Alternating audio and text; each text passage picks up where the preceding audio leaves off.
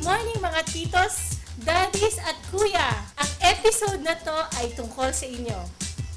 Sawa-sawa na ba tayo sa araw-araw nating pag-aahit ng ating mga balbas at bigote? Then, wag na tayong mag-alala dahil dito sa Dermaesthetic, masusolusyonan na yan. Nakakainis syempre ang mga balbas dahil araw-araw na lang natin itong inaahit, di ba? At saka, misis, di ba, hindi naman maganda na kailangan nating mga tip pagka kinikis natin ang ating mga husband. So, ayan, meron na tayong laser hair removal para sa ating mga mister. No, dito lang yan sa Dermaesthetic. At hindi kailangan masyadong matagal ang procedure dahil kailangan lang natin ng mga 5 minutes ng inyong oras. Siyempre, pwedeng-pwede itong gawin during break time. Hindi ito masakit. Hindi kailangan ng kahit anong anesthesia. Pupunta lang kayo, uupo, ibablast ng machine, at yun na. Ano ba ang ginagawa ng laser hair removal? Actually, ito, pagkatapos nating ibas, ang laser, yung wavelength, nagpe-penetrate siya sa skin natin para ibas ang ating mga hair root. Sa hair removal ng beard, kailangan meron tayong guide.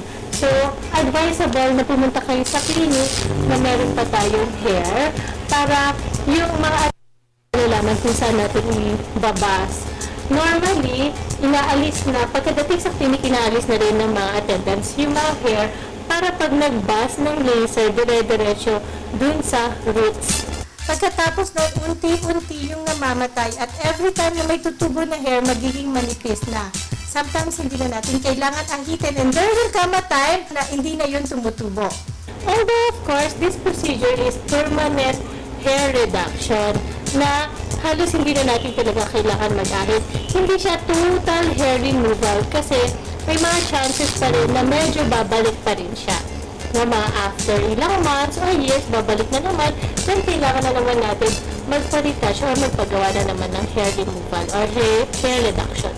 Nakita ninyo, walang reaction ng ating pasyente, hindi ito masakit. May makikita kayong box ng light, pero hindi yung masakit. Medyo may konting pakiramdam ng pagpipik, pero hindi siya masakit.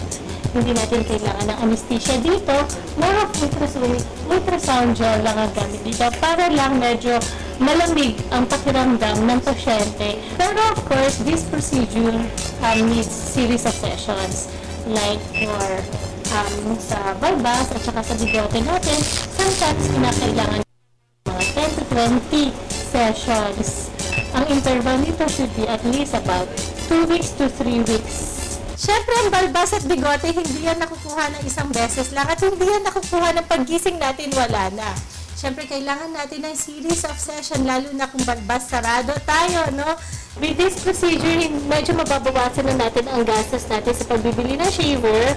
At syempre, maiiwasan na rin natin yung pag-shave natin everyday. Kasi syempre, kapag medyo napabayaan natin at hindi natin na-shave, makati siya at saka matigas siya.